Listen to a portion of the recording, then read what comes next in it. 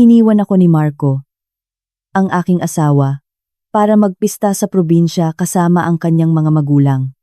Nag-iisa ako, at ang tanging kasama ko ay ang kanyang kapatid na si Lara, na nakaratay sa sakit, sa gitna ng dilim at tahimik na gabi, habang nilalabanan ni Lara ang kanyang kalungkutan. Mahigpit niyang hinawakan ang aking kamay. Tila may ibinubulong siya sa harap ng maliit na altar ni Santo Niño sa sulok ng aming sala. Sa mataong siyudad ng Maynila, may isang bahay na tila pinatigil ng oras ang buhay sa loob nito. Ang bawat umaga, bumubungad ang masarap na amoy ng kape at ang ingay ng mga sasakyan sa EDSA. Ngunit sa aming tahanan, tanging ang tunog lamang ng monitor ng puso ang naririnig. Isang ritmo na nagbabala ng buhay at kamatayan. Para sa ibang tao, ang sala ay isang lugar ng pagtitipon. Ngunit sa amin, ito ay isang silid ng ospital. May medical bed, oxygen tank, suction pump, IV drip, at tumpok ng adult diapers. Ang lahat ay nakasusunod sa kaayusan ng isang bodega. At sa gitna ng lahat, naroon si Lara, ang nakababatang kapatid ni Marco, na biktima ng isang trahedya. 3 taon na ang lumipas mula nang masagasaan si Lara, habang pauwi mula sa kanyang tutorial. Naaalala ko pa ang bawat detalye. Habang naghuhugas ako ng pinggan, nahulog ang mangkok mula sa aking mga kamay at nabasag. Simula noon, ang aming bahay ay naging tahanan ng amoy ng disinfectant at ng tahimik na pagtangis ng aming pamilya. Si Lara ay nasa malalim na koma, at ayon sa doktor, napakaliit ng pag-asa na magising siya. Gayunpaman, ang aming pamilya ay patuloy na kumakapit sa pag-asa. Sa bawat kunot ng kanyang noo, sa bawat paggalaw ng kanyang daliri, nakikita namin ang liwanag ng pagbangon. Ang aming mga biyenan, sina Mang Ben at Aling Nena, ay naninirahan sa isang probinsya. Dahil sa kalayuan, ipinagbili nila ang bahagi ng kanilang lupa upang makapagrenta ng apartment sa Maynila at maalagaan si Lara. Kasal ako kay Marco. At bigla, ang buong pamilya ay lumipat sa syudad. Ang aming apartment ay naging sentro ng isang buhay na tila nawalan ng direksyon. Mahina ang kalusugan ni Aling Nena. Madalas siyang inuubo at nanginginig ang kanyang mga kamay. Si Mang Ben ay isang tahimik na tao na may matibay na prinsipyo na nagmamahal sa kanyang mga anak sa isang hindi nakikita. Madalas siyang nakaupo sa tabi ng bintana, tahimik na tinitingnan ang kalsada, at pagkatapos ay binabalik ang tingin kay Lara. Tila ang kanyang titig ay makapagpapagising sa kanya. At si Marco, bilang panganay na anak, ay nagtatrabaho upang tustusan ang mga pangangailangan ng pamilya. Bihira siyang magsalita ng malakas. Palaging malinis at maayos ang pananalita. Lahat ng nakakakilala sa kanya ay pinupuri siya bilang isang responsableng anak. Dati, pinaniniwalaan ko iyon ng buong puso, tulad ng paniniwala ko sa pagsikat ng araw. Ngunit ang paniniwala na iyon ay hindi nagpapawala sa aking mga gawain, na tila maliit, ngunit lumalawak araw-araw. Sa loob ng 3 taon, ang pangangalaga kay Lara ay halos sa akin na ipinasa. Binabantayan ko ang kanyang paghinga, pinapalitan ang kanyang diaper, nililinis siya, at minamasahe ang kanyang mga binti para sa sirkulasyon. Tinitingnan ko rin kung may bara ang mga IV at binabantayan ang bawat pagtaas ng kanyang lagnat. Isang gabi, biglang umubo ng malakas si Lara.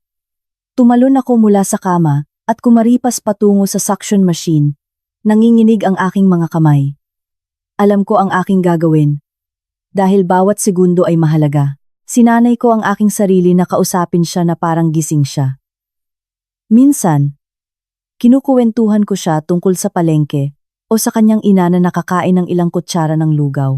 Minsan, kinukuwentuhan ko siya tungkol sa traffic, kung paano nagbibiro ang mga tao na kung isang araw ay walang traffic sa EDSA, siguradong naligaw ka na.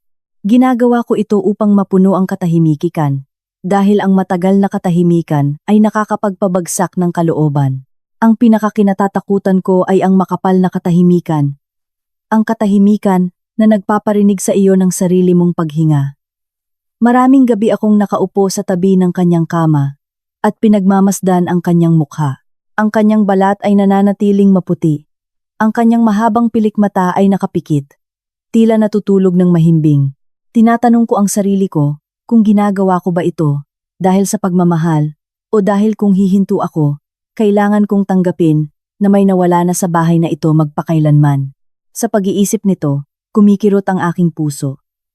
Hindi ko siya kayang bitawan. Alagaan mo siya na parang sarili mo. Ang paulit-ulit kong sinasabi sa sarili ko upang magpatuloy. Ganoon din ang umagang iyon. Pinainit ko ang lugaw. Kinuha ko ang temperatura ni Lara. Pinalitan ko ang kumot. At pagkatapos lamang, ay nagkaroon ako ng pagkakataon na uminom ng isang baso ng maligamgam na tubig. Sa labas, patuloy ang pag-ambon. Sa loob, patuloy ang pagtunog ng monitor ng puso, tulad ng isang hindi nakikitang orasan. Ako, si Sofia, ay umaasa lamang na balang araw. Ang tunog na iyon ay hindi na lamang ang tanging patunay na narito pa si Lara, kundi na may salita, isang hininga, o simpleng pagpikit ng mata. Kapag may malubhang may sakit sa bahay, nagkakaroon ng kakaibang gawain nang walang sinumang naguutos. Alam ng bawat isa kung ano ang kailangan niyang gawin at kung gaano siya kahina. Si Mang Ben ay gumising bawat umaga bago pa tumunog ang alarm clock. Hindi siya gaanong nagsasalita. Tahimik lang.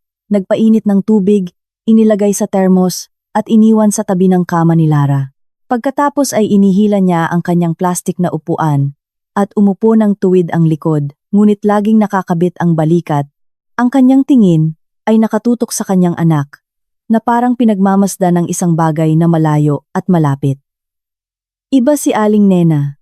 Siya ay matamis, mahinahon ang boses, at madalas bumubuntong hininga. Gusto niyang linawin kung paano nagmamahal ang isang ina sa isang anak sa pinakadalisay na kahulugan. Kung nakikita niya itong walang galaw, umiiyak siya. Kung may lagnat ito, nag-aalala siya. Kung kumukunot ang noo nito, nagagalak siya na parang nakatuklas ng kayamanan, ngunit mahina ang kanyang lakas. Kaya't, sa halos lahat ng oras, nagluluto lang siya, naghahanda ng mga herbal tea, gumagawa ng sabaw, at nakatayo sa pintuan ng sala. Pinagmamasdan akong nagtatrabaho ng may halong pasasalamat at kawalan ng kapangyarihan. Madalas niyang sabihin sa akin ang mga tipikal na pahayag ng mga inang Pilipino. Anak, magpahinga ka naman. Alam kong napakahirap nito para sa iyo. Narinig ko siya at lumambot ang aking puso. Ganyan ang lambing na nararamdaman bilang isang manugang. Minsan, sapat na ang isang salita ng pagkilala upang makahanap ng lakas upang magpatuloy. At pagkatapos ay naroon si Marco. Si Marco ang taong pinagtutuunan ng pansin ng lahat. Nagtatrabaho siya araw-araw na laging plansado ang kamisa at maayos ang buhok. Pagdating sa bahay, ang unang tanong niya ay, "Kumusta si Lara ngayon?"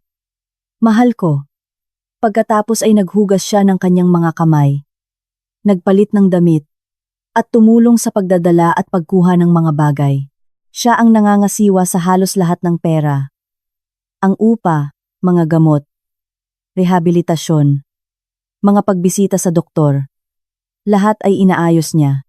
Minsan, para gumaan ang pakiramdam, nagbiro ako. Sa bahay na ito, mas marami tayong binibiling gamot kaysa tinapay. Ngumiti lang siya at sinabi, "Hanggat may buhay, may pag-asa, mahal ko." Sa sandaling iyon, ang kanyang mga salita ay tunay na nakapagbigay aliw sa akin. Naaalala ko pa na parang kahapon ang isang larawan ng taong iyon sa ospital. Nang kaka-admit pa lamang si Lara, diretsahan ang doktor. Malalim na koma. Maliit na pag-asa na gumaling. Umiyak si Aling Nena hanggang mawalan ng malay. Si Mang Ben ay nanigas na parang estatwa at si Marco ay kumaripas ng takbo sa likod ng doktor sa pasilyo. Ako ay nakaupo sa sahig na may malamig na mga kamay. Nang tingalain ko, nakita ko ang aking asawa na nakaluhod sa tapat mismo ng pintuan ng opisina ng doktor na may basag na boses. "Doktor, iligtas po ninyo siya. Please." Napakabata pa niya. "Iyan lang po ang hiling namin." Sabi nila na ang isang lalaki ay lumuluhod para sa kanyang mga magulang. para sa kanyang pananampalataya. Ngunit bihira para sa purong sakit, at siya ay lumuhod. Ang larawang iyon ay sumasama sa akin sa loob ng 3 taon. Naniwala ako na siya ang pinakamamahal kay Lara. Ang pinakamahirap. Ang pinakamatapat. Kaya tinanggap ko ang lahat sa bahay bilang natural. Tinanggap ko na kailangan kong matulog ng gabi at gumising ng maaga. Tinanggap ko na magkaroon ng magaspang na mga kamay sa sobrang paglilinis at pagliligo araw-araw. Tinanggap ko pa nga na minsan, kapag tinitingnan ko ang sarili ko sa salamin, nakikita ko ang sarili kong mabilis na tumatanda kaysa sa dapat. Sinabi ko sa sarili ko na ganyan talaga ang buhay. Parang pagtanggap. Ngunit sa totoo lang, iyon ay isang paraan upang hindi ako mabaliw. Ang aking mga normal na araw ay sumusunod sa schedule ni Lara. Sa umaga, temperatura, pagpapalit ng benda, at paglilinis. Sa tanghali, pagpapakain sa kanya sa pamamagitan ng tubo at pagsuri sa kanyang balat.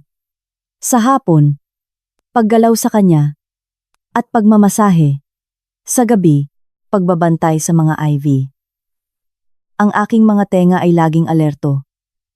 Sa pinakamaliit na pagbabago sa ritmo ng monitor, nagising ako ng mabilis. May mga araw na sobrang pagod ako na gusto kong umiyak kapag nakaupo ako. Ngunit pagkatapos ay nakikita ko si Mang Ben na tahimik na nakatingin, o si Aling Nena na nakasiksik sa isang sulok ng kusina, at nilulunok ko ang aking mga luha. Dahil sa bahay na ito, lahat ay naghihirap. Iba't iba lang ang paraan ng bawat isa. Minsan niyakap ako ni Marco. Hindi ito isang melodramatikong yakap, kundi isang malambot na yakap na parang natatakot siyang basagin ako. Madalas niyang sabihin, magtiis ka pa ng kaunti, magiging maayos din ang lahat. Narinig ko ang pariralang iyan ng napakaraming beses na naisa sa ulo ko na ito. At naniwala ako na kung magtitiis ako ng sapat, maaawa ang langit. Naniwala ako na magigising si Lara. Naniwala ako na ang pamilyang ito, sa kabila ng hirap at pagtigil, ay maaaring magpatuloy na mamuhay, ng marangal na magkasama. Kaya't, nang papalapit na ang petsa ng anibersaryo ng pagkamatay ng lolo sa probinsya, ang mga tradisyon na iyon ay mahalaga para sa mga taong tulad ni Mang Ben, isang taong may prinsipyo. Para sa kanya, iyon ay isang obligasyon, isang paraan upang mapanatili ang kaayusan. Mga ilang araw bago pa man, sinabi na niya kay Marco na ayusin ang sasakyan, bumili ng prutas na dadalhin, at ipinaalala sa kanyang asawa na ihanda ang insenso at mga kandila. Samantala, naghahanda si Aling Nena ng mga maleta, nag-aalala dahil maiiwan akong mag-isa sa dami ng trabaho. Nang gabing iyon, habang nagbabalat ako ng mga gisantes sa kusina, umupo siya sa tabi ko at sinabi, "Bukas, ang iyong biyenan at ako ay pupunta sa probinsya. Ingatan mo si Lara para sa amin, ha? At huwag kang matutulog ng gabi. Napakapayat mo na kasi nitong nakaraang mga araw." Ngumiti ako upang payapain siya. "Opo, ma. Alam ko. Sanay na po ako." Buntong hininga siya, na may namumulang mga mata. "Malaki ang utang na loob ng pamilyang ito sa iyo. Sinasabi ko sa iyo ng buong puso." Nang marinig ko iyon, nagawa ko lamang na yumuko, at ipagpatuloy ang pagbabalat ng gisantes, nang mas mabilis upang hindi niya makita, na ako rin ay nagluluha. Pumasok si Marco mula sa sala, at nang marinig ang usapan ay sinabi, "Ma, huwag ninyong sabihin iyan. Si Sofia ay asawa ko. Bahagi siya ng pamilya." Pagkatapos ay bumaling siya sa akin. "Bukas ay may darating na bagong nurse para tulungan ka sa araw. Sa gabi ay tulad ng dati." Sinabi niya ito nang may nakakagulat na naturalesa. Tumango ako. Sa aking isip ay iniisip ko lamang ang mga gawain na hindi pa tapos. Maghanda ng sabaw para sa biyahe, gumawa ng mga sandwich para makakain ang aking mga biyenan sa daan, iwanan sa nurse ang malinis na tuwalya para kay Lara. Hindi ko alam na ang naturalesa ding iyon ay magiging isang kutsilyo na tatagos sa aking kaluluwa. Nang gabing iyon, habang nakahiga, narinig ko ang paghinga ni Marco sa tabi ko. Sa labas, patuloy ang pagtunog ng monitor ng puso, tulad ng isang uyayi para sa buong bahay. Ipinikit ko ang aking mga mata, At inisip ang anibersaryo sa probinsya, ang pagkain ng pamilya, ang mga boses ng mga kamag-anak, at si Lara, nakahiga sa sala. Umaasa lamang ako na ang susunod na umaga ay magiging mapayapa, tulad ng bawat araw, ngunit madalas na niloloko ka ng buhay. Akala mo ay nasa tuwid na landas ka, at kapag lumingon ka, napagtanto mo na matagal ka nang nasa kurba. Nang umagang iyon, gumising ako, habang madilim pa. Ang ulan noong gabi ay nag-iwan ng mamasamasang hangin at malamig ang sahig ng kusina. Lumakad ako ng dahan-dahan, upang hindi magising si Marco o ang aking mga biyenan. Ito ay isang 3 taong ugali. Sa tuwing may mahalaga, gumigising ako ng maaga, hindi dahil sa masipag, kundi dahil sa may sakit sa bahay. Lahat ay dapat ihanda ng maaga upang maiwasan ang kaguluhan. Nagluto ako ng kanin para sa isang puting sabaw, nagdagdag ng kaunting giniling na karne upang mas madaling kainin. Habang nagsiserve, sinamantala ko ang pagkakataon na painitin ang ilang empanada na binili ko at magluto ng itlog at maghanda ng saging.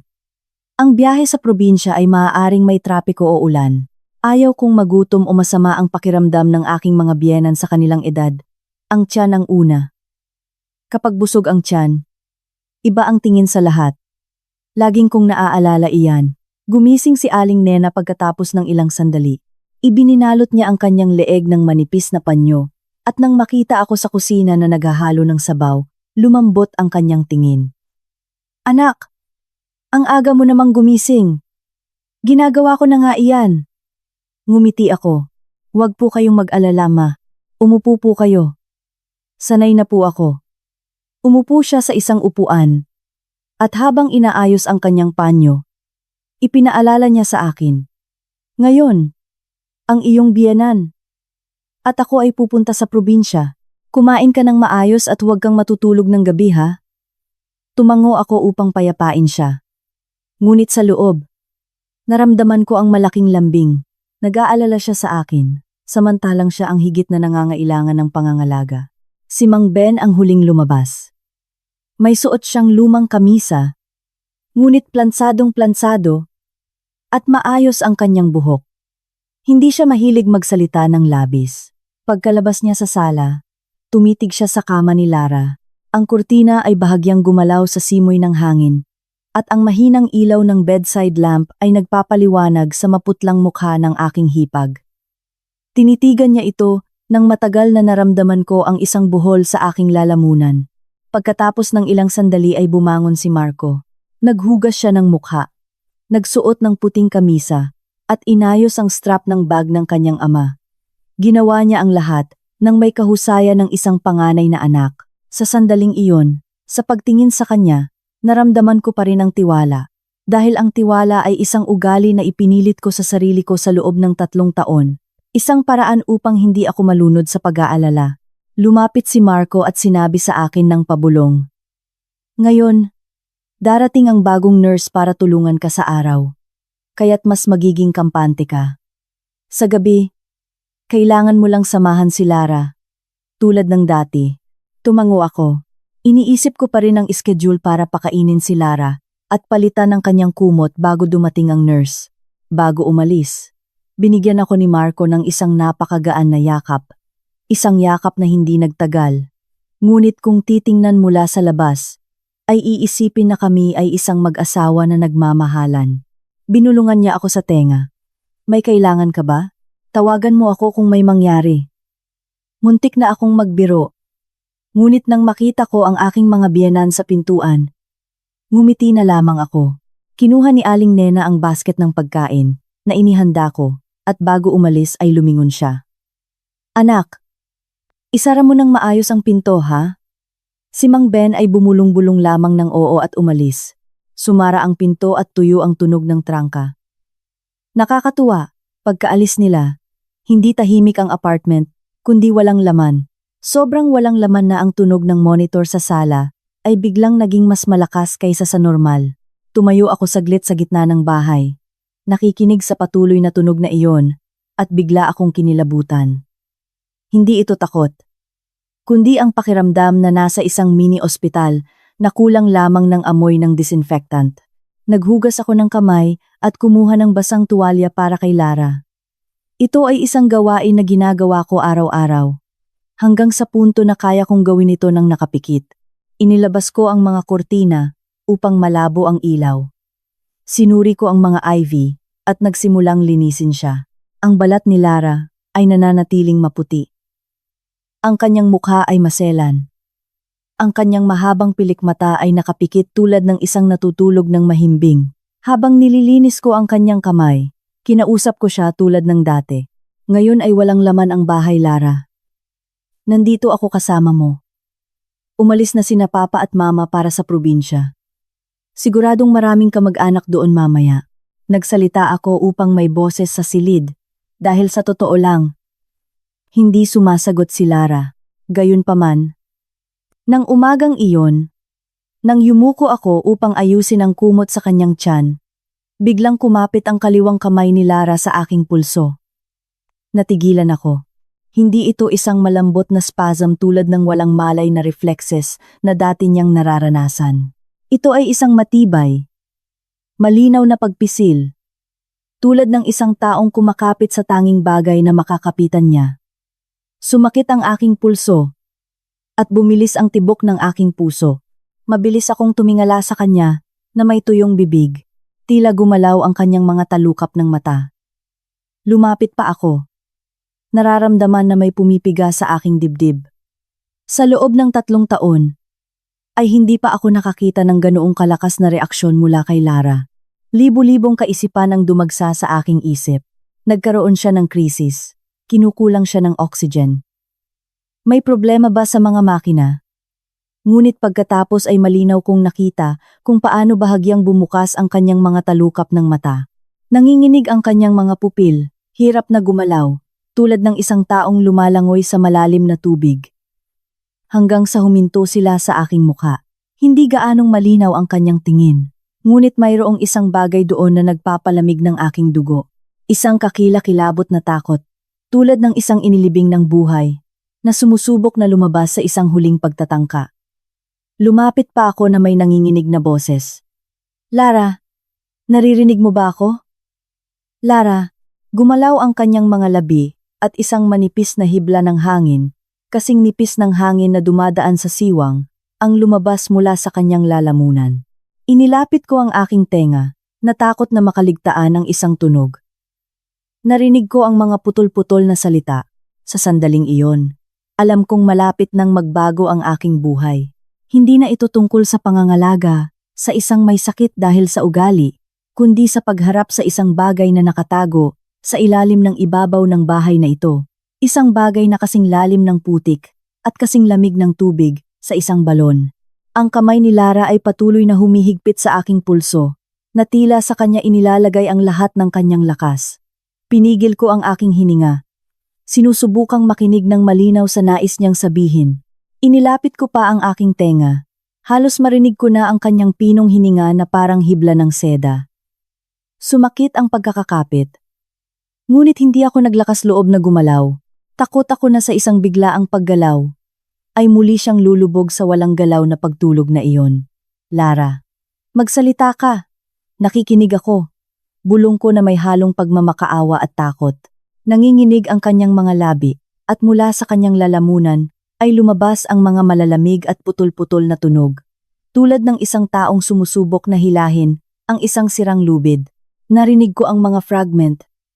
At sa wakas, ay 4 na salita ang lumabas ng napakahina na tila natunaw sa hangin. Sa ilalim ng altar ni Santo Niño. Natigilan ako. Bago pa ako makapagtanong, lumuwag ang kamay ni Lara. Muling sumara ang kanyang mga talukap ng mata. Tulad ng isang pinto na bahagyang bumubukas at biglang nagsasara. Ang kanyang mukha ay bumalik sa dati nitong payapa at walang galaw na ekspresyon. Ngunit ang aking pulso ay patuloy na masakit dahil sa pagkakakapit, at ang 4 na salitang iyon ay umaalingaw-ngaw sa aking ulo na parang isang hindi mabura na mantsa ng tinta. Sa ilalim ng altar ni Santo Niño. Ang maliit na altar ni Santo Niño ay nasa isang sulok malapit sa entrada. Ito ay isang maliit na estante ng kahoy na may figura ng santo, na nasa pagitan ng isang plorera at isang mangkok na may tubig. At sa harap, isang sisidlan para sa insenso. Madalas magsunog si Marco ng insenso sa unang araw ng bawat buwan, sa ilang pagdiriwang o kapag sinasabi niya na nagdarasal siya para sa paggaling ni Lara. Pinupunasan ko ang alikabok sa labas, ngunit hindi ko kailanman sinilip ang loob. Hindi dahil sa pamahiin, kundi sa ugali ng mga babaeng Pilipino.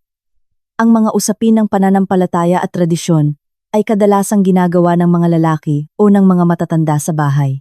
Bilang manugang, alam ng isang tao ang kanyang lugar.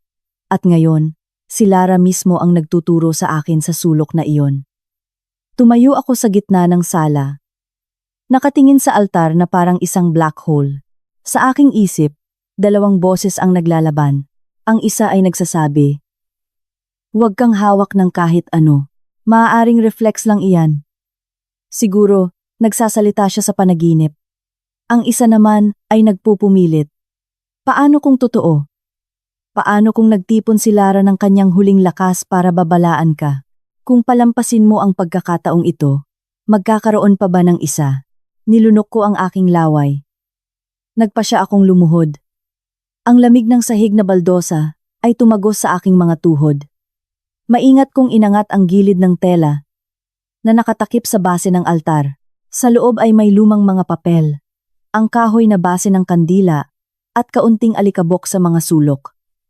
Dahan-dahan kong inilagay ang aking kamay sa likod, na parang nagde-deactivate ng bomba. Sa simula, ang lamig na walang laman lamang ang naramdaman ko. Pagkatapos, ang dulo ng aking mga daliri ay nakahipo sa isang malambot na bagay na maingat na nakabalot. Bumilis ang tibok ng aking puso. Kinuha ko ang isang makapal na plastic bag na nababalutan ng ilang layer ng electrical tape. Hindi ito binalutan ng ganoon upang protektahan mula sa alikabok, kundi mula sa moisture at upang walang sino mang makapagbukas nito nang hindi sinasadya. Upang itago ito, nanginginig ng husto ang aking mga kamay, kaya't kinailangan kong huminga ng malalim bago ako naglakas loob na tanggalin ang tape. Sa loob ng bag ay may isang brown na folder at isang maliit na itim na USB stick. Napakaliit na kung mahulog sa siwang ng sofa. Ito ay mawawala magpakailanman. Binuksan ko muna ang folder.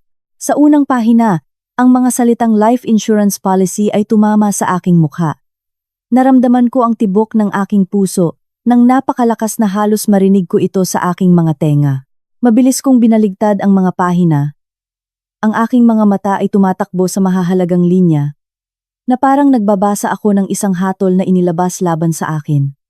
Policyholder, Marco Reyes. Insured, Lara Reyes. Beneficiary, Marco Reyes. Muli akong natigilan. Ang petsa ng paglagda ng kontrata ay eksaktong 3 buwan bago ang aksidente. Nagpatuloy ako sa pagbaliktad ng mga pahina. Sa loob ay may mga resibo ng pagbabayad ng premiums, isang photocopy ng ID ni Lara at isang advisory document na may mga anotasyon na ginawa sa isang sulat kamay na agad kong nakilala. Ang sulat kamay ni Marco, tuwid, bahagyang nakahilig, ang sulat kamay ng isang maselan at kontroladong tao. Napaupo ako sa sahig na may ginaw na bumabalot sa aking likod. Ang pagkuha ng life insurance para sa isang kamag-anak ay hindi krimen. Maraming pamilya ang gumagawa nito upang maiwasan ang mga panganib. Ngunit ang pagtatago nito sa ilalim ng isang altar na nakabalot na parang ginto ay ibang kwento. Ang isang inosenteng tao ay hindi kailangang magtago ng mga bagay na ganoon. Ang maingat na tinatago ay kadalasang may mabahong amoy. Tiningnan ko si Lara, na patuloy na nakahiga. Ang kanyang mukha ay kasing payapa ng isang natutulog. Tinanong ko ang sarili ko, alam mo ba na may life insurance ka? O patuloy kang pumapasok sa iyong mga klase na nagtitiwala na ang iyong kuya ang langit na nagpoprotekta sa iyo hanggang sa isang araw ay bumagsak ang langit na iyon? Hindi ako naglakas loob na mag-isip pa. Ang pag-iisip pa ay magpapaluha sa akin at ang pag-iyak ngayon ay magpapahina lamang sa akin. Kinuha ko ang USB. Mas magaan ito kaysa sa isang barya, ngunit sa aking kamay ay parang bato. Nag-alinlangan ako ng ilang segundo. Kung bubuksan ko ito, maaaring makahanap ako ng isang bagay na magpapawala sa aking tulog magpakailanman. Kung hindi ko ito bubuksan, mabubuhay ako sa pagdududa. At ang pagdududa, sa huli, ay nakamamatay din. Dinala ko ang USB sa mesa ng kainan at binuksan ang aking lumang laptop. Nanginginig ng husto ang aking mga daliri na kinailangan kong subukan ng ilang beses hanggang sa magkasya ito sa port. Lumabas sa screen ang isang folder na may ilang nakascan na file, mga larawan ng dokumento, at isang maikling audio recording. Pinindot ko ang play. Ang boses ni Marco ay malinaw at kalmado. Tulad ng boses na ginagamit niya sa pakikipag-usap sa akin bawat gabi. Ngunit ang nilalaman ay nagpalamig sa akin. Iwan mo ang mga papel doon. Huwag mong ipaalam kina mama at papa. Ang recording ay putol-putol. Walang direktang pagtukoy sa aksidente o anumang kriminal. Ngunit ang mga salitang iyon ay sapat na upang gawing matibay na hinala ang isang kutob. Nanatili akong walang galaw na may malamig na mga kamay. Nakatingin sa screen na parang isang salamin na nagpapakita ng mukha ng asawang akala ko ay kilala ko. Agad kong pinatay ang computer. Alam kong hindi ko maaaring ipagsapalaran na may sino mang pumasok at makita ako na mayroon yan. Mabilis kong ibinalik ang folder sa plastic bag. Ibininalot ko ito tulad ng dati. Lumuhod ako at ibinalik ito sa ilalim ng altar ni Santo Niño. Pinapatag ang tela na parang walang nangyari. Ngunit hindi ako naging mangmang upang iwanan ang lahat tulad ng dati. Kinuha ko ang aking cellphone at kinunan ng larawan ang pinakamahalagang pahina ng kontrata, ang pangalan ng policyholder, ng beneficiary, at ang petsa ng paglagda. Kinunan ko rin ng larawan ang USB at ang screen na may audio file. Nang matapos ako, nagpakawala ako ng hangin na parang katatapos ko lang magtago ng isang sikreto sa taong nagtatago ng mga sikreto sa akin. Itinago ko ang mga larawan at ang aking mga iniisip sa isang drawer ng aking aparador sa ilalim ng isang damit na halos hindi ko ginagamit at nilock ko ito. Naging maingat ako na parang magnanakaw sa sarili kong bahay. Pagkatapos ay bumalik ako at umupo sa tabi ni Lara. Hinawakan ko ang kanyang malambot at malamig na kamay. Kinausap ko siya ng napakahina. Hindi alam kung siya ba ang kinakausap ko o ang sarili ko. Lara, kung nasabi mo ang 4 na salitang iyon, ibig sabihin ay naririnig mo pa rin. Alam mo pa rin, pangako. Hindi ko hahayaan na makalimutan ito. Sa pasilyo ay tumunog ang doorbell ng elevator. Nagulat ako at tiningnan ang orasan. Kakatapos ko lang maalala na ngayong araw darating ang bagong nurse. Mabilis kong pinunasan ang aking mga luha. Sa bahay na ito, mula ngayon, hindi na ako basta tagapag-alaga lamang. Ako ay isang taong dapat manatiling kalmado sa labas, habang sa loob ay nagkakawasak ang lahat. Tumayo ako, inayos ang aking buhok at damit, tumunog ang doorbell. Lumakad ako patungo sa pinto, na sinusubukang panatilihin ang dati kong payapang boses. Ngunit ang aking puso ay tumitibok ng malakas na parang tambol sa pista, maliban na ang pistang ito ay walang kaligayahan. Huminga ako ng malalim at binuksan ang pinto. Sa harap ko ay isang batang babae na mukhang malinis. Nakapusod ang buhok at may malinis na uniforme ng nurse. Binati niya ako ng magalang. Hello, magandang umaga. Ako po si Laura, ang bagong nurse. Narito po ako para tulungan kayo kay Lara. Ayon sa napagkasunduan, tumango ako na piniilit ang ngiti. Sige, pasok. Ang aking boses ay normal, ngunit ang aking mga palad ay pinawisan. Nagpalit ng sapatos si Laura, naghugas ng kamay, at dumiretso sa kama ni Lara nang may natural na galaw ng isang taong sanay sa kanyang trabaho. Binuksan niya ang kanyang maleta at inilagay ang mga guwantes, tuwalya at kagamitan sa isang sulok, lahat ay maayos. Pinagmamasdan ko siya na nakatayo sa tabi niya, habang sa aking isip ay patuloy na umiikot ang larawan ng maliit na USB at ang pariralang huwag mong ipaalam kina mama at papa. Ang buhay ay isang malalim na ilog na sinusubukan ng ilan na sukatin. Si Laura ay nagtatrabaho ng may kahinahunan. Nang walang pagmamadali, sinuri ang mga indicator ng monitor. Sinuri ang mga IV. At tinanong ako tungkol sa schedule ng pagkain at ang huling reflexes ni Lara. Sumagot ako ng sapat, iniiwasan ang magsalita ng labis. Ang hirap ay ang kumilos na parang isang normal na araw. Takot ako na kung titingnan niya ako sa mata, nang isang segundo pa kaysa sa nararapat, ay mabubuking ako. Nang tanungin ako ni Laura, pakiusap, maaari ko bang makita ang pinakabagong medical record upang masuri ito? Bumilis ang tibok ng aking puso. Ibinigay ko sa kanya ang folder na nakatago sa drawer ng bedside table. Binaligtad niya ang mga pahina na nagbabasa ng maingat at nagsusulat ng mga tala sa kanyang kuwaderno. Sinubukan kong basahin ang kanyang ekspresyon upang makita kung mayroong anumang kakaiba. Ngunit nanatiling kalmado si Laura na may konsentrasyon ng isang propesyonal. Pagkatapos ng paunang pagsusuri, nagsimula siyang linisin si Lara at palitan ng kumot ayon sa protocol. Tinulungan ko siya sa pagbigay ng mga tuwalya at pag-aayos ng unan. Sa sandaling iyon, naramdaman ko ang malalim na kalungkutan. 3 taon ko nang ginagawa ang parehong bagay. Kabisado ko na ito, at sa isang umaga, ang lahat ay naging isang malaking tanong. Ano ang ibinibigay nila kay Lara? Sa lahat ng panahong ito nang hindi ko nalalaman. Nang matapos, bumaling sa akin si Laura. Sofia, samantalahin mo ang pagkakataon na kumain. Ako na ang magbabantay sa kanya sandali. Tumango ako. Ngunit sa halip na pumunta sa kusina, dumiretso ako sa silid tulugan. Kailangan kong tiyakin na mayroon akong ebidensya sa aking mga kamay. Hindi lamang isang malabong takot.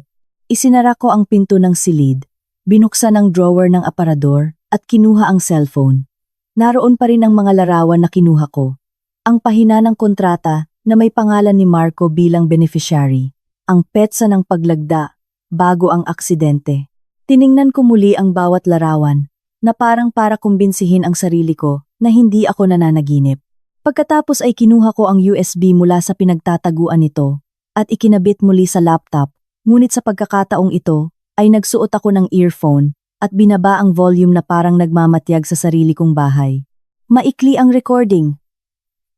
Malinaw ang boses ni Marco. Nakakatakot. Iwan mo ang mga papel doon. Huwag mong ipaalam kina mama at papa. Inulit ko ito. Nang ilang beses, sinusubukang makilala ang anumang ingay sa background. May naririnig na bentilador. Ang ingay ng mga kotse sa kalye at isang pagtigil na parang sumagot ang kabilang tao. Ngunit putol ang file. Tiningnan ko ang pangalan ng file. Ang petsa ng pagkakagawa. Ang maliliit na detalyeng iyon ay ngayon ay ginto para sa akin. Dahil pinatunayan nila na ang narinig ko ay hindi gawa-gawa ko. Hindi ako naglakas loob na mag-explore pa. Ayaw kong magtagal dito. Kinuha ko ang USB. Binalot sa isang panyo at itinago sa isang lumang alahas na kahon na inilagay ko sa ilalim ng isang maleta. Sa likod ng aparador. Isang lugar na hindi kailanman hinahawakan ni Marco. Ang mga larawan ay inilipat ko sa isang folder na may karaniwang pangalan, mga bills, upang kung may sinumang sumilip, ay hindi ito mapapansin. Nang matapos ako, naramdaman ko ang tuyong lalamunan, pumunta ako sa kusina, uminom ng isang baso ng tubig, at sinubukang lunukin ang mapait na lasa sa aking bibig. Naghahanda si Laura ng nutrisyon para kay Lara. Sa parehong pagiging tumpak tulad ng dati, tumingala siya at nagtanong, gusto mong isulat ko ang mga oras para sa tumpak na pagsubaybay? Sumagot ako. Opo. Pakiusap. Sinubukan kong panatilihin ang isang neutral na tono, ngunit isang bagong ideya ang nabuo sa aking isip. Kung mas propesyonal at masinop ang isang panlabas na tao, mas madaling malantad ang mali sa bahay na ito, hanggat sapat akong alerto upang makita ito. Sa tanghali, umalis si Laura, pagkatapos akong bigyan ng ilang tagubilin. Pagkasara ng pinto, bumalik ang apartment sa dati nitong katahimikan. Dumiretso ako sa sala at umupo sa tabi ni Lara. Hinawakan ko ang kanyang malambot at malamig na kamay, tulad ng isang dahon ng papel. Tiningnan ko ang kanyang mukha. Bawat pilik mata, ang pamumutla ng kanyang mga labi. Bigla akong kinabahan. Hindi para kay Lara, kundi para sa lalaking tinatawag kong asawa. 3 taon na akong nakatira sa kanya. Kumakain sa iisang mesa, natutulog sa iisang kama, naniniwala sa bawat isa sa kanyang mga salita. Kung totoo ang kakalabas ko lang, nakikibahagi ako sa isang bahay na may sikreto na kayang lamunin ang buong pamilya. Sa pag-iisip niyan, yumuko ako at bumulong na parang takot akong marinig ng mga dingding. Lara, kung nakikinig ka pa, gusto kong malaman mo na hindi ako malakas o matapang, ngunit ipinapangako ko sa iyo na hindi ko hahayaan na manatili ka rito na naghihirap ng kawalang katarungan. May kasabihan na ang masama ay binabayaran. At kahit hindi ako naghahanap ng paghihiganti, gusto kong lumabas ang katotohanan. Pagkatapos magsalita, nanatili akong nakaupo, nang tahimik ng matagal. Patuloy ang tunog ng monitor ng puso. Isang paalala na ang oras ay walang hinihintay. Hindi ko na maaaring hayaan ang sarili ko na mamuhay ng walang direksyon. Kailangan kong mamuhay ng dilat ang aking mga mata. Tumayo ako. Inayos ang kumot ni Lara at naghugas ng kamay. Ang maliliit na gawain na iyon, na dati ay simpleng pangangalaga lamang, ay ngayon ang aking angkla. Upang hindi ako bumagsak sa isang bahay, kung saan hindi ko na alam kung sino ang lubos kong mapagkakatiwalaan. Nang gabing iyon, bumalik si Laura sa napagkasunduang oras upang tulungan akong ilipat si Lara at suriin ang kanyang kalagayan. Tahimik siyang dumating, walang ingay. Ang kanyang paraan ng pagtatrabaho ay nagbibigay inspirasyon sa tiwala. At iyon mismo ang tiwala, na nang hindi sinasadya, ay ginawa akong isang masusing tagamasid. Naghugas ng kamay si Laura. Nagsuot ng guwantes, sinuri ang mga IV at pagkatapos ay tiningnan ang medical record sa tabi ng kama. Sofia, maaari ko bang suriin muli ang pattern at oras ng gamot ngayon? Isinusulat ko ang lahat upang maitala kung sakaling may dumating na ibang nurse. Tumango ako. Sa pagkakataong ito, nang buksan ni Laura ang folder, hindi ako nanatili sa tabi. Naglapit ako ng upuan at umupo sa tabi niya. Sinusubukang basahin ang bawat linya. Hindi dahil sa nauunawaan ko ang medisina, kundi dahil sa instinct ng isang babaeng nasa sulok. Kapag hindi ka makapagtiwala sa kahit sino, nagtitiwala ka sa mga papel. Isang circulatory support, isang mild anticonvulsant, mga bitamina, nutrients at ilang enzymes. Ang lahat ay tila lohikal at angkop para sa isang pasyenteng nakahiga. Binasa ko ito ng paulit-ulit, hanggang sa lumiit ang aking puso, nang mapagtanto ko ang isang malinaw na bagay. Walang malakas na sedative sa listahan, at naaalala kong nakakita ako ng kakaibang bote. Hindi ko alam eksakto kung kailan, marahil sa isa sa mga araw ng matinding pagkapagod, na may malabong paningin dahil sa pagod, kung saan sapat lamang ang oras ko upang ayusin ang first aid kit, bago ko maripas upang sipsipin ang plema ni Lara. Ngunit naaalala ko ang kakaibang pakiramdam na iyon. Isang maliit na bote, na may label, na may makapal na letra, at isang kulay na hindi katulad ng mga bitamina o suplemento. Sa oras na iyon, naisip ko na ito ay isang bagay na inireseta ng doktor at si Marco ang nangasiwa sa pagbili nito. Sa bahay na ito, ang lalaki ang nangangasiwa sa mga papeles. Kung ako ay makikisali, maaaring magmukha akong lumalampas sa aking mga tungkulin. Ngayon, nakaupo sa harap ng medical record, napagtanto ko kung gaano ako kamangmang at masakit ang ideyang iyon. Binaligtad ni Laura ang ilang pahina pa. At pagkatapos ay tinanong ako, nagkaroon ka ba ng anumang kamakailang pagbabago sa gamot ni Lara? Ang pattern na ito ay tila matatag. Walang bago. Dahil matagal mo na siyang inaalagaan. Sigurado akong kabisado mo na. Sinubukan kong panatilihin ang isang normal na tono, na parang nagtatanong lang ako dahil sa kuryosidad. Laura, sa medical record na ito ay walang malakas na sedative, tama ba? Tumango si Laura, nang bahagya na nagulat at mahigpit na umiling. Hindi, sa lahat ng bagay, sa mga kaso ng pagbawi ng kamalayan, lubhang limitado ang mga ito. Ginagamit lamang ang mga ito sa ilalim ng tiyak na indikasyon ng doktor sa ospital at may napakahigpit na pagsubaybay. Nang marinig ko iyon, kinilabutan ako. Parang may nagbukas ng flashlight sa pinakamadilim na sulok ng aking isip. Nilunok ko ang aking laway. At hanggang ngayon, sino ang naghahanda ng gamot ni Lara? Ibig kong sabihin, sino ang naghihiwalay ng dosis at inihahanda ito? Sumagot si Laura nang may ganap na naturalesa, nang walang kahit kaunting hinala. Karaniwan, inihahanda ni Marco ang lahat. Napakamaselan niya. Malilinaw niyang isinusulat ang mga oras. Bago ko pa masabi iyon, biglang sumigaw si Aling Nena. Diyos ko, anong nangyayari?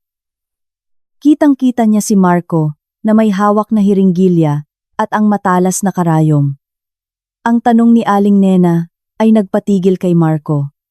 Ngunit sa sandaling iyon, ang galit at sakit ay bumalik sa aking puso. Ano ang ginagawa mo sa kapatid mo, Marco? Tanong ko ng matatag. Sinubukan ni Marco na magpanggap. Bitamina lang yan, Sofia. Reseta. Ngunit ang aking mga mata ay nakita na ang kasinungalingan. Nasaan ang reseta? Hamon ko. Lumambot ang kanyang mukha.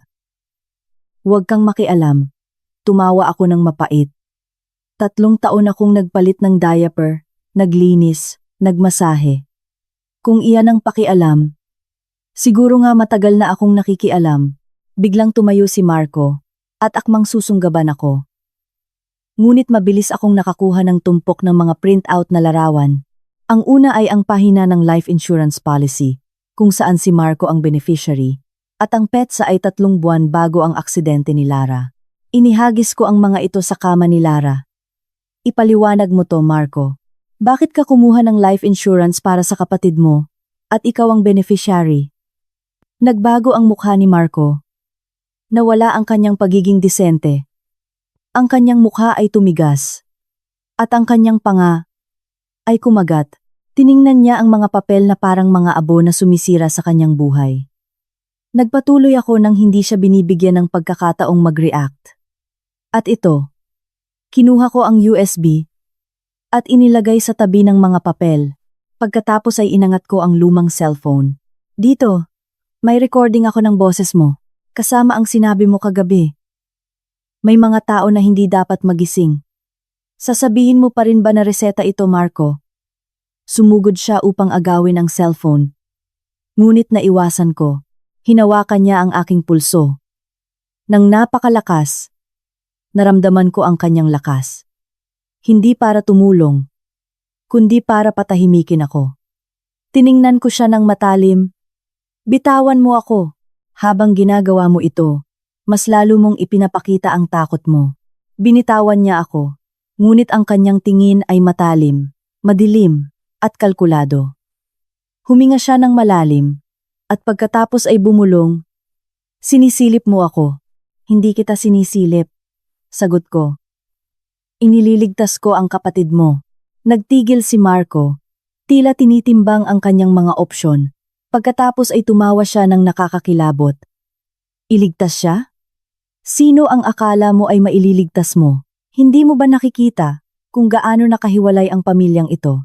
Hindi ko naisip na marinig ang kanyang mga reklamo. 3 taon na akong nabubuhay sa kahirapan na iyon. Isang direktang tanong lang ang lumabas sa aking bibig.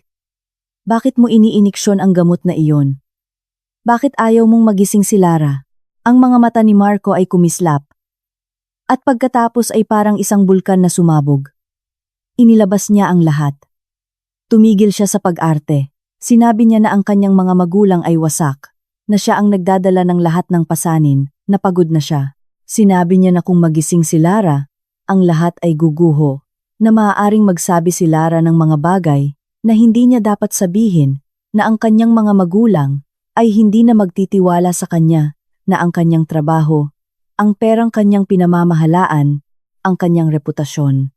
Nagsalita siya ng mas mabilis, ng mas mapait, at sa gitna ng galit na iyon, ay inihayag niya ang pinakakakilakilabot, na inihanda niya ang siguro upang kung may mangyari, ang pamilya ay magkaroon ng isang paglabas.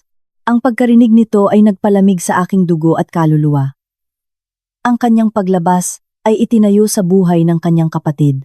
Hindi niya ako binigyan ng oras para sabihin pa ang iba. Biglang bumukas ang pinto ng silid tulugan ng aking mga biyenan. Ang ilaw at ang aming mga boses ay nagpagising sa kanila. Kumaripas ng takbo si Aling Nena, nagulong-gulo ang buhok at maputla ang mukha. Diyos ko, anong nangyayari? Sumunod si Mang Ben.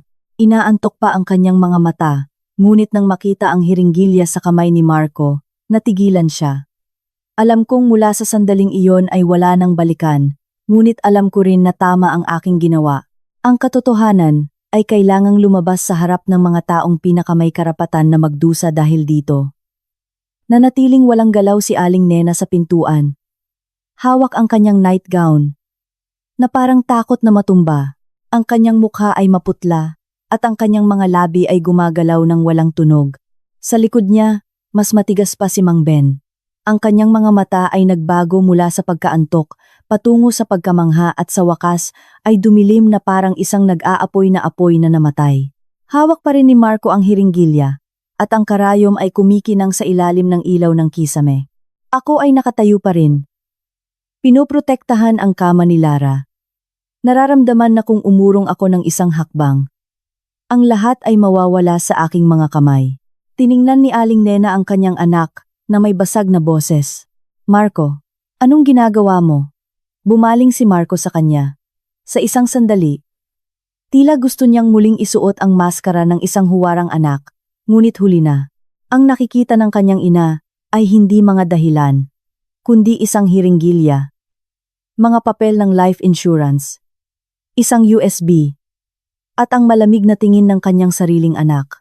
Humakbang si Mang Ben na may malalim at mabigat na boses. Tiningnan niya ang kanyang ama, ang kanyang ina, at pagkatapos ay ako. Ang kanyang mga mata ay hindi na nagmamakaawa o nagpapanggap. Ito ay mga mata ng isang taong nasa sulok, isang halo ng takot at sama ng loob. Papa, Mama. Nagsimula siyang magsalita, ngunit ang mga salita ay tila walang laman. Hindi ko siya pinigilan. Itinuro ko ang mga papel sa ibabaw ng kama. Naisalaysay ko na sa kanila ang lahat. Kinuhaan ni Marco ng life insurance si Lara. Siya ang beneficiary, at bawat gabi ay iniiniksyon niya ng gamot na hindi kasama sa kanyang treatment. Huminga si Aling Nena nang humihikbi at sumandal sa frame ng pinto. Tiningnan niya ako na may namumulang mga mata. Sofia, totoo ba ang sinasabi mo? Hindi ako naglakas loob na umiyak. Ayaw ko ring maniwala. Pero nakita ko na. Tinanong ko ang nurse, ang isang doktor. Hindi kasama sa reseta ang gamot na iyon. Bigla, lumapit si Mang Ben kay Marco at tiningnan siya ng diretso sa mata. Hindi siya sumigaw, ngunit malalim ang kanyang boses na parang isang malakas na suntok. Sagutin mo, oo o hindi. Sa sandaling iyon, bumagsak si Marco. Itinapon ang hiringgilya sa mesa. Tumama ang plastik sa kahoy, na may tuyong tunog na nagpatalon kay Aling Nena. Pagkatapos ay nagpakawala siya ng isang mapait na tawa, isang tawa na nagpatumbalik sa kanyang mukha. Oo, ginawa ko. Ngunit para kanino ko ginawa? Para sa pamilya? Para kanino pa kung hindi? Kinilabutan ako. Nanatili ring walang galaw si Mang Ben. Tila sinampal si Aling Nena. Mabilis na nagsalita si Marco, nang walang habas, na parang isinusuka ang lahat ng nasa loob niya. Nawasak ang kanyang mga magulang. Nasa loob ng 3 taon, ang pera na inilaan kay Lara ay parang nagbubuhos ng tubig sa dagat. Sinabi niya na siya ang nagdadala ng pasanin, ang nag-aalala, ang naghaharap. Samantalang ako ay mabait lang, ngunit hindi naiintindihan ang presyon. Sinabi na nababaliw siya bawat beses na nakikita niya ang kanyang mga magulang na tumitig kay Lara at bumuntong hininga. Nagsalita siya na parang siya ang biktima. Kinagat ko ang aking mga kamao, sinusubukang panatilihin ang kalmado. Kung pagod ka, may karapatan kang maging pagod. Ngunit wala kang karapatan na bigyan siya ng gamot upang hindi siya magising. Mabilis na lumingon si Marco sa akin, na may tingin na matalim na parang kutsilyo. Sa tingin mo ba kung magising siya ay magiging mas mabuti? Sa tingin mo ba ay aayos ang lahat?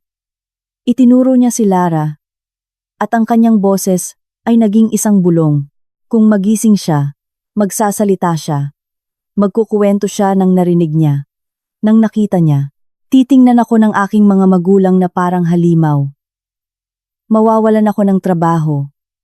ng aking reputasyon, ng perang aking pinamamahalaan. Naiintindihan mo? Ang pamilyang ito ay masisira. Nanginig si Aling Nena at sumandal sa dingding. Ano ang sinasabi mo, anak? Kapatid mo si Lara. Unggol ni Marco. At ano? 3 taon na siyang nakahiga dyan. Sino ang nabubuhay? Sino ang nagtatrabaho? Sino ang nagbabayad ng bills? Sino ang nagtitiis sa tingin ng awa ng mga tao? Bigla, inangat ni Mang Ben ang kanyang kamay. Hindi para manakit, kundi para pigilan ang kalupitan na lumalabas sa bibig ng kanyang anak. Ang kanyang boses ay halos isang bulong. Paano mo nasasabi iyan? Bumuntong hininga si Marco at sinabi ang pariralang nagpalamig sa aking dugo. Ginawa ko ang siguro para kung may mangyari. Ang pamilyang ito ay magkaroon ng isang paglabas. Sumigaw si Aling Nena at hinawakan ang kanyang dibdib. Diyos ko! Ano ang ginagawa mo sa kapatid mo? Tiningnan siya ni Marco nang walang laman ang mga mata. Ayaw ko. Ngunit kailangan kong maging handa. Hindi naman sa kailangan ko ang pera ngayon. Ngunit kailangan ko ng isang katapusan para makatakas. Bukod pa rito, huminto siya sandali. Tiningnan niya ako sa sulok ng kanyang mata at sinabi ang pinakakakilakilabot ng pabulong. Hindi siya dapat magising. Kung magising siya, tapos na ako. Naging tahimik ang bahay. Ang monitor ng ritmo ng puso ay patuloy na tumutunog na parang martilyo na tumatama sa aking mga sentido. Nanatili si Mang Ben. Nang walang galaw, ang kanyang likod ay tila bumaluktot sa loob ng ilang segundo. Isang ama na buong buhay ay mahigpit, na naniniwala sa mga prinsipyo at sa kanyang panganay na anak. Ngayon ay kailangan niyang marinig ang kanyang anak, na nagsasalita tungkol sa buhay ng kanyang kapatid na parang isang katapusan. Humagulgol si Aling Nena. Isang walang humpay na pag-iyak na parang isang bata. Hindi ko iyan, anak. Hindi siya ganyan. Bumaling sa akin si Mang Ben, na may tingin ng malalim na sakit. Sofia, sigurado ka ba? Mayroon ka bang patunay? Tumango ako. Kinuha ko ang lumang cellphone. Nanginginig ang aking mga kamay. Ngunit nagawa kong i-play ang recording. Ang boses ni Marco ay umalingaw-ngaw sa gabi. May mga tao na hindi dapat magising. Hindi ko gaanong nilakasan ang volume, sapat lamang para marinig nila. Ngunit bawat salita ay bumagsak sa sahig, na parang isang slab. Sumugod si Marco sa instinto upang agawin ito sa akin, ngunit pumagit na si Mang Ben. Sa unang pagkakataon sa aking buhay, nakita ko siyang pinipigilan ang kanyang anak, nang may protektibong kilos. Tigil! Utos niya. Natigilan si Marco. Ang kanyang tingin ay nag-alinlangan, at pagkatapos ay dumilim. Sa sandaling iyon, naiintindihan ko ang isang napakapait na bagay. Hindi lahat ay nagiging masama dahil sa pangangailangan. Ang ilan ay nagiging masama dahil sanay na silang kontrolin ang lahat na itinuturing nila ang kanilang mga mahal sa buhay bilang isang variable lamang sa kanilang mga kalkulasyon. Tiningnan ko si Lara. Nanatili siyang walang galaw na may mukha na napakapayapa na masakit. Sa kanyang paligid, 3 matatanda ang nakatayo na parang bawat isa ay inalis ang isang piraso ng buhay. Wala nang nagsalita. Ngunit ang katotohanan ay naroon. Sa gitna ng silid, tulad ng isang kutsilyo sa mesa, na hindi na maaaring itago, o takpan, o magpanggap na hindi nakikita. Bago pa ako makapag-react, sumugod si Marco na namumula ang mga mata na parang isang nawalan ng kontrol. Tiningnan niya ang kanyang mga magulang, ako, at pagkatapos ay ang mga papel sa ibabaw ng kama ni Lara, na parang mga abo na maaaring sumira sa kanyang buhay. Tama na! Sigaw niya. Mama! Papa! Huwag ninyo siyang pakinggan! Nagdedeliryo siya dahil sa pag-aalaga kay Lara. Ngumuso si Aling Nena na humihikbi. Nagdedeliryo na may kontrata, recording at hiringgilya. Anak, ang kanyang boses ay basag. Hindi umiyak si Mang Ben, ngunit maputla ang kanyang mukha at kinagat ang kanyang panga. Pumagit na siya kina Marco at sa akin. Manahimik ka. Manatili ka dyan. At hayaan mo akong magtanong. Nagpakawala si Marco ng isang tuyong tawa na parang dayami. Magtanong? Ano ang itatanong mo, Papa? At ano ang gagawin mo pagkatapos? Hahayaan mo bang malaman ng buong kapitbahay na sinubukan ng iyong anak na saktan ang kanyang kapatid? Ang parira lang iyon ay parang nagbuhos ng asin sa sugat ni Aling Nena. Hinawakan niya ang kanyang dibdib. Kinulang siya ng hangin at halos mahimatay. Kumaripas ako upang suportahan siya, ngunit hindi ko inalis ang aking tingin kay Marco. Alam kong ang isang tulad niya sa sandaling iyon ay may isang instinct lamang. Patahimikin, burahin ang mga bakas at bumalik sa katahimikan. Sinabi ko ng nanginginig ngunit malinaw na boses. Tingnan ninyo. Ayaw kong gumawa ng gulo. Ngunit hindi ko maaring payagan na patuloy niyang drogahin si Lara. Nakita ko ng sarili kong mga mata.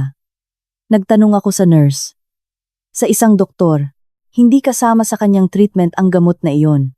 Mayroon akong mga larawan ng kontrata, ang recording. Hindi ako nag-iimbento ng anuman. Sumugod si Marco sa akin. Sa pagkakataong ito, ay hindi na para sa kanyang mga magulang, kundi para sa cellphone na hawak ko. Agad niya itong inagaw sa akin. Umurong ako sa instinto. Ibigay mo sa akin! Kinagat ko ang aking mga ngipin. Habang mas sinusubukan mo, mas lalo mong ipinapakita na takot ka.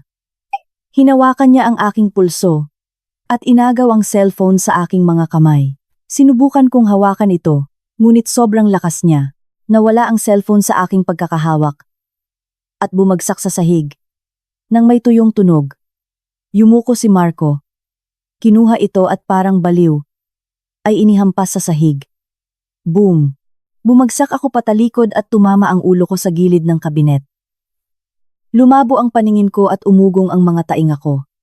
Nakita ko na lang si Aling Nena, ngunit hindi sumusunod ang aking mga binti. Naramdaman ko ang isang mainit na likido na dumaloy sa aking sentido. Hinawakan ko ito at nakita ang aking kamay, na puno ng dugo.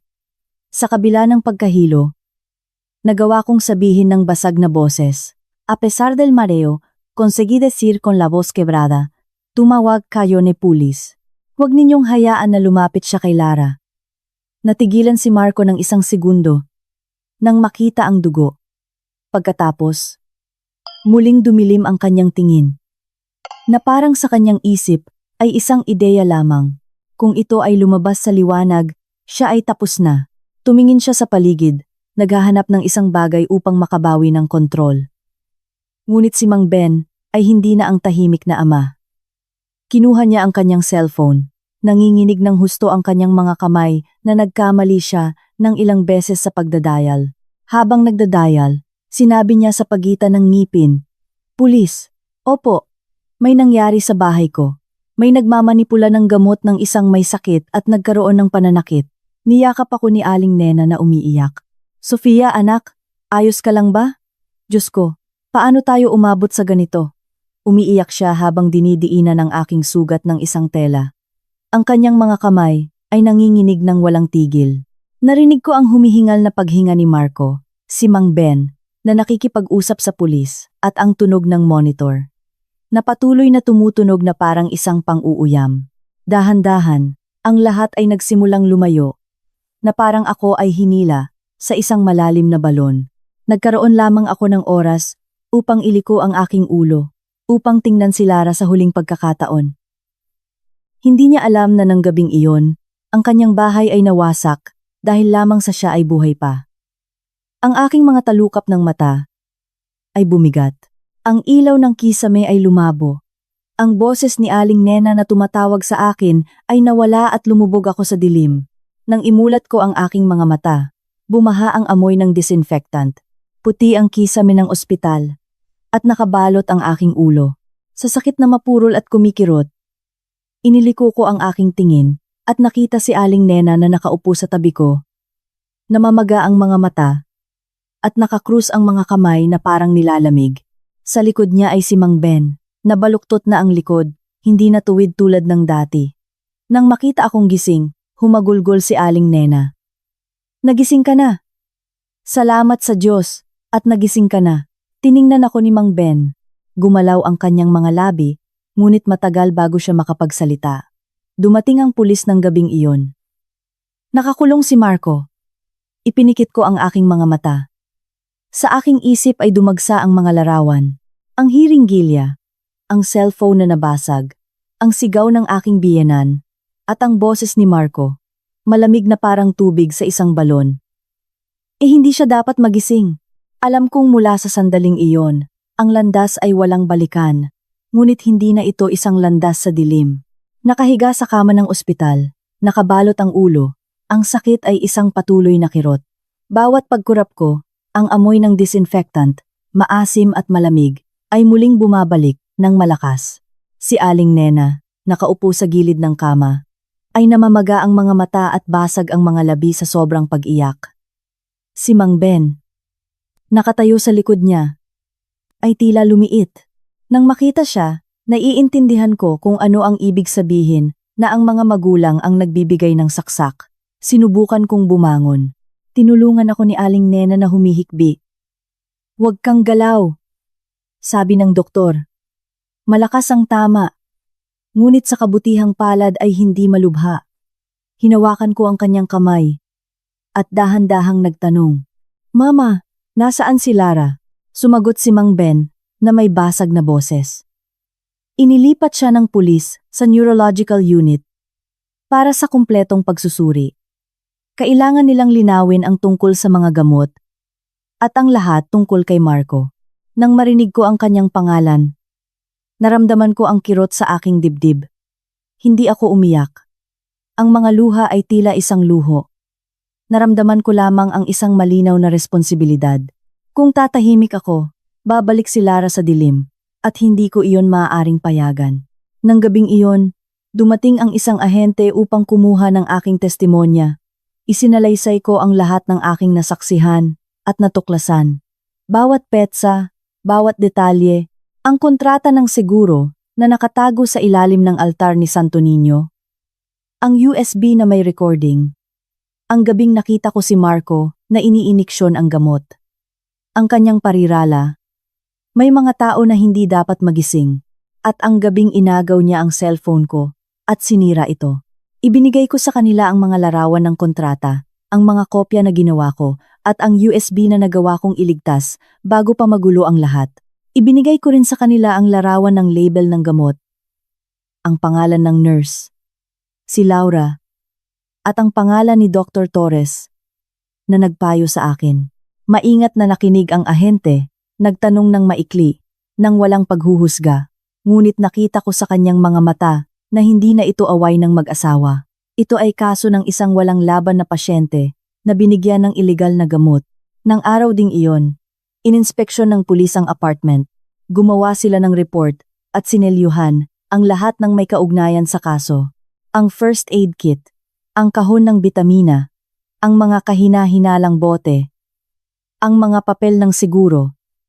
Sinuri rin nila ang history ng pagbili ng gamot at ang pagbabayad ng premiums. Pinirmahan ni Mang Ben ang report bilang kamag-anak. Nanginginig ng husto ang kanyang mga kamay, na masakit sa akin na makita lamang. Hindi siya gaanong nagsalita, ngunit alam kong sa loob ay nagkakawasak siya. Sa isang banda, ang dangal ng pamilya, sa kabilang banda, ang buhay ng kanyang anak na babae, at ang katotohanan tungkol sa kanyang anak na lalaki. Si Lara ay dumaan sa kumpletong pagsusuri. Ipinahinto ng mga doktor ang lahat ng gamot na hindi kasama sa kanyang protocol at sinimulan nilang suriin. Nang malapitan ang kanyang ritmo ng puso, paghinga at tugon ng neurological. Ang unang mga araw ay matinding tensyon. Halos hindi gumagalaw si Aling Nena mula sa pintuan ng silid. Tahimik na nagdarasal. Si Mang Ben ay tahimik na nakaupo, na may malalim na mga mata. Paminsan-minsan ay lumingon siya at nagtanong, "Masakit ba ng husto ang ulo mo?" Umiling ako. Ang tunay na sakit ay wala sa ulo, kundi sa puso. Sa pangalawang araw, bahagyang gumalaw si Lara ng isang daliri. Sa ikatlong araw, nanginginig ang kanyang mga talukap ng mata sa isang sandali. Para sa sinuman ay wala iyon. Para sa amin, ang bawat maliit na galaw ay isang hibla na humihila sa kanya mula sa bangin. Nanatili ako sa pintuan na hindi naglakas loob na magdiwang. Mahigpit na pinagsasama ang aking mga kamay upang manatiling kalmado. Takot akong magalak ng masyadong maaga. Sa ika-5 araw, sa umaga, ang araw ay dahan-dahang pumasok sa bintana ng ospital. Nagumuguhit ng isang ginintuang guhit sa kumot. Lumapit ako at hinawakan ang kamay ni Lara, tulad ng ginawa ko sa loob ng 3 taon. Malamig pa rin ang kanyang kamay. Ngunit hindi na ito isang walang laman na lamig. Nang bitawan ko na sana. Dahan-dahan akong pinisil ng kanyang mga daliri. Natigilan ako. Bumilis ang tibok ng aking puso. "Doktor!" Sigaw ko na may basag na boses. Kumaripas ng takbo si Aling Nena sa akin na maputla. Lumapit din si Mang Ben na dilat ang mga mata. Pumasok ang doktor at isang nurse at humingi ng kalmado. Ako ay nakatingin lamang kay Lara. Takot na kung kumurap ako ay mawawala ang lahat. Nang araw ding iyon, iminulat ni Lara ang kanyang mga mata.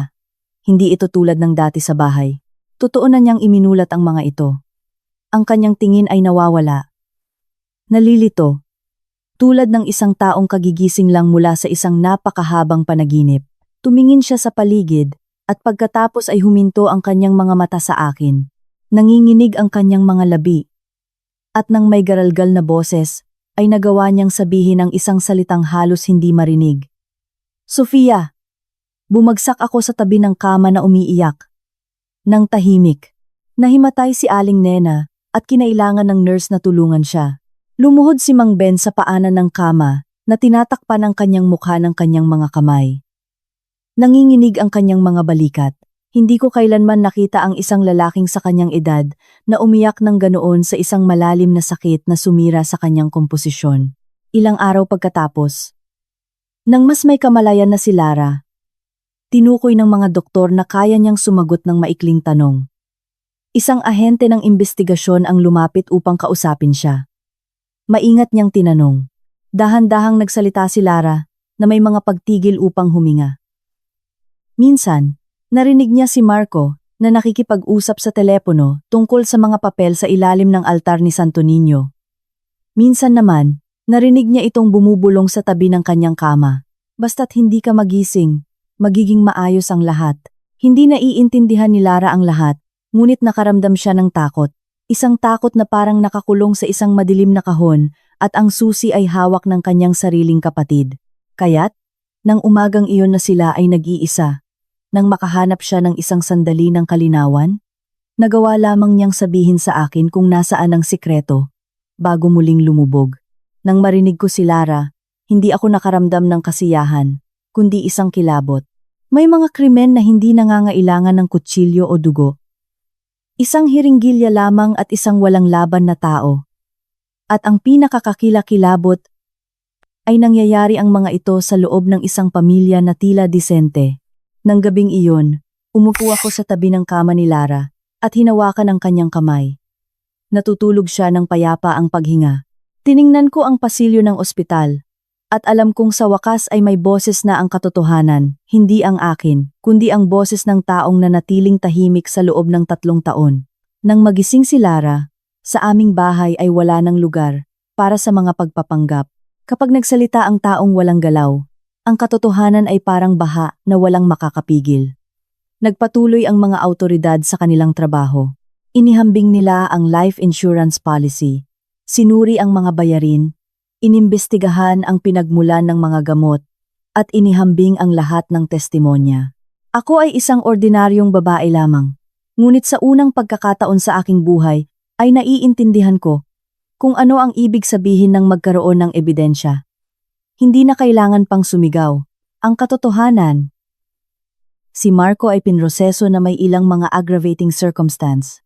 Ang paggamit ng mapanganib na pamamaraan, ang iligal na interbensyong medikal sa isang walang laban na tao, at ang motibasyong pinansyal. Bawat hakbang ng proseso ay parang pagbabalat ng isang balat sa pamilya ni Mang Ben. Halos hindi siya nagsasalita, ngunit bawat beses na pumirma siya ng isang dokumento, ay nanginginig ang kanyang mga kamay. Si Aling Nena ay hindi na umiiyak ng malakas. Umiiyak siya ng tahimik, tulad ng isang nauubusan na ng luha. Nang araw na inilabas ang sentensya, nanatili ako sa pasilyo na nakatingin sa papel na may pakiramdam ng kawalan. Hindi ako nakaramdam ng kagalakan. Naging mulat lamang ako sa halaga ng katotohanan. Minsan ang parusa ay hindi posas, kundi ang pagguho ng tiwala. Nawala ang kalayaan ni Marco, ngunit mas marami siyang nawala. Ang maskara ng isang disenteng lalaki na isinuot niya sa loob ng maraming taon. Para sa isang pamilya, ang tingnan ka ng sarili mong mga magulang na parang isang estranghero ay isang sentensya na mas masahol pa kaysa sa kulungan. Nag-file ako ng divorce sa sandaling nilinaw ang lahat, hindi dahil sa malakas ako. Tulad ng kadalasang sinasabi para magmukhang maganda, kundi dahil wala na akong ibang paraan para huminga. Magpatuloy na mamuhay sa piling ng isang taong pinahalagahan, ang buhay ng kanyang kapatid sa mga numero, at ang kanyang asawa bilang isang hadlang. Takot akong maging susunod na biktima. Nagpasya akong protektahan ang aking sarili, bago pa huli ang lahat. Ngunit ang diborsyo ay hindi nangangahulugang putulin ang mga ugnayan ng pagmamahal. Walang kasalanan sina Mang Ben at Aling Nena. Ang kanilang tanging pagkakamali, tulad ng maraming magulang, ay ang masyadong magtiwala sa kanilang panganay na anak, ang haligi ng bahay. Lumipat ako sa isang maliit na apartment na inupahan na mas mababa sa 3 kilometer mula sa lumang apartment. Hindi para maging malapit sa kanya, kundi para matulungan si Lara sa kanyang rehabilitasyon. Sinimulan ni Lara ang physiotherapy mula sa simula. May mga araw na nakakagalaw lamang siya ng isang daliri sa paa at basa na siya ng pawis. Sa ibang mga araw, ang sakit ay nagpapatuyo sa kanyang mga labi. Ngunit kinagat niya ang kanyang labi at hindi nagreklamo. Masakit sa akin na makita siyang ganoon. Ngunit siya ang pinakanakakabilib sa akin. Mas gusto ko ang sakit kaysa manatiling walang galaw muli, Sofia. Sinabi niya minsan. Nang marinig ko siya ay nahawakan ko lamang ang kanyang kamay. At naisip na sa pagsisikap, ay posible ang lahat. Napakahirap ng buhay para sa kanya. May karapatan siyang bumangon. Sa panahong iyon, bumalik ako sa aking trabaho bilang accountant. Nagtatrabaho ako sa araw. Sa gabi ay dinadalaw ko si Lara. At sa katapusan ng linggo, ay natutulog ako sa kanilang bahay upang makapagpahinga si Aling Nena. Naglagay ako ng kamera sa silid ni Lara. At natulog ako na nakasindi ang cellphone. Hindi para kontrolin siya, kundi dahil sa takot. Takot na baka may mangyari, na baka bumalik ang mga multo ng nakaraan. Kapag nawala ang tiwala, may mga lamat na hindi kailanman nagsasara. Dahan-dahang pumasok si Mateo sa buhay ko, tulad ng ginagawa ng mabubuting tao, nang hindi nakikialam sa kaguluhan. Siya ang therapist ni Lara. Siya ay magalang, at hindi nagtatanong ng personal na tanong.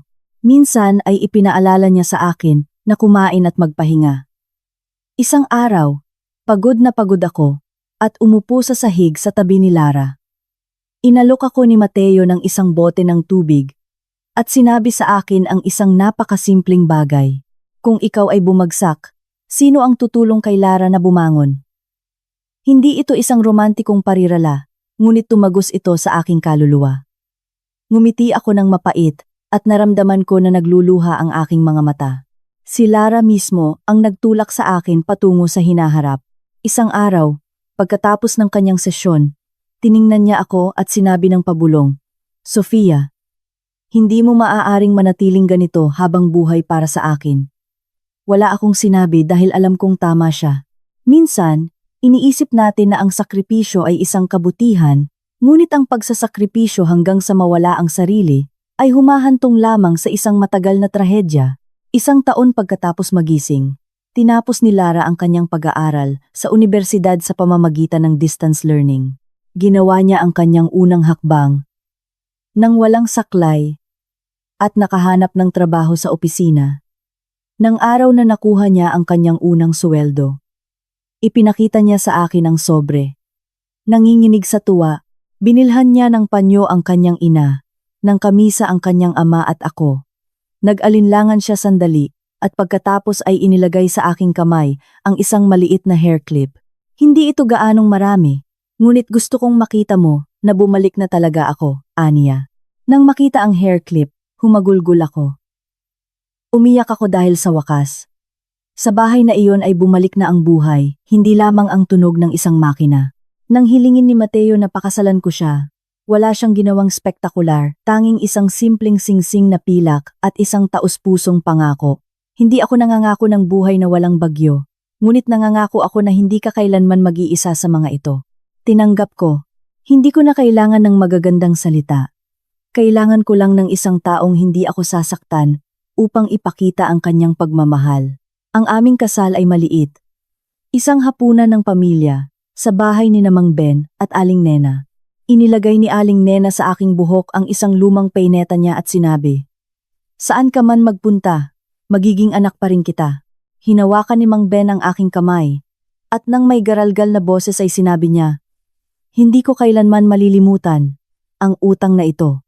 Si Lara ay nasa tabi ko na may suot na light blue na damit. Nakatayo na siya, nang matatag sa kanyang mga paa. Ang kanyang mga mata ay kumikinang. Hindi niya sinubukang pigilan ako. Ngumiti lang siya at bumulong. "Lakad ka lang." Ayos na ako. Maraming taon pagkatapos, na may hawak na anak sa aking mga braso, nakatingin mula sa balkonahe kay Mateo, na nakikipaglaro sa kanya, at nakikinig kay Lara sa telepono. Kinukuwentuhan ako na na-promote siya. Naiintindihan ko ang tunay na kahulugan ng araw na iyon.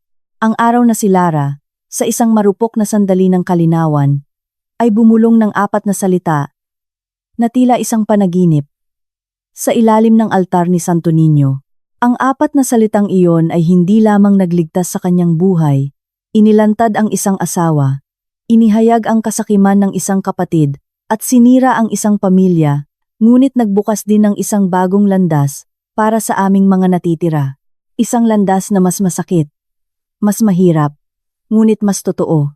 Ang aral na natutunan ko ay minsan kailangan mong sabihin ang totoo, kahit masakit, upang iligtas ang iba, at ang sarili, at na ang kabaitan ay dapat magkasabay sa pag-iingat, dahil ang mahalin ang maling tao ay ang paghuhukay ng iyong sariling libingan.